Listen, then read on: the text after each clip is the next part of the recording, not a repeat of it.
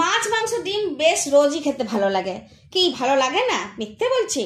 দুপুরে গুছিয়ে অনেকগুলো ভাত খেতে ভালো লাগে না মাছ মাংস ডিমের ঝোল দিয়ে? যতই মাছ মাংস ডিমের সাথে সবজি ঢোকাই না কেন, সেই সবজিটিকে সরিয়ে টপ করে মাছ বা ডিমটি খেয়ে আমরা উঠে যাই। আর সেটা যে শুধু বাচ্চারা করে সেটা বলবো না, বড়দেরকেও টানবো। কিন্তু যদি সবুজ উদ্ভিদ না থাকতো তাহলে কি করতো?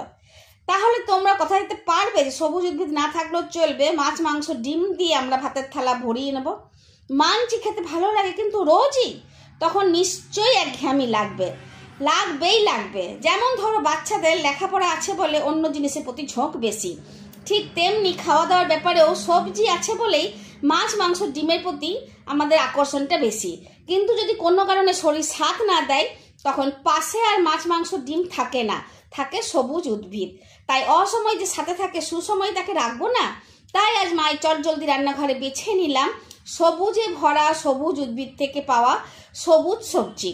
করে নিলাম লাউ ডাল, লাল শাক ভাজা, পটল ভাজা, ভেন্ডি ভাজা, কুমড়োর ভেগনি ভাজা, দই পটল ঝিঙে পোস্ত, বড়ি ভেজে কাগজি লেবু রস নিংড়ে, উচ্ছে ভর্তা, পুদিনা পাতা বাটা, সজনে ডাঁটার ঝাল।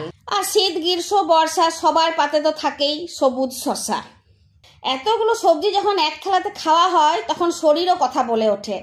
সে নিজেকে দোষ দেয় না যে এত তেল মশলা খাওয়া ভালো নয়, বরং খুশি হয়, মন শান্তি করে খায়। কিন্তু মাছ মাংসর বেলায় তা হয় না। যতই ভালো করে রান্না হোক না কেন, একটা পিস নিয়েই শরীর জবাব দেয় এতটা তেল মশলা ভালো নয়।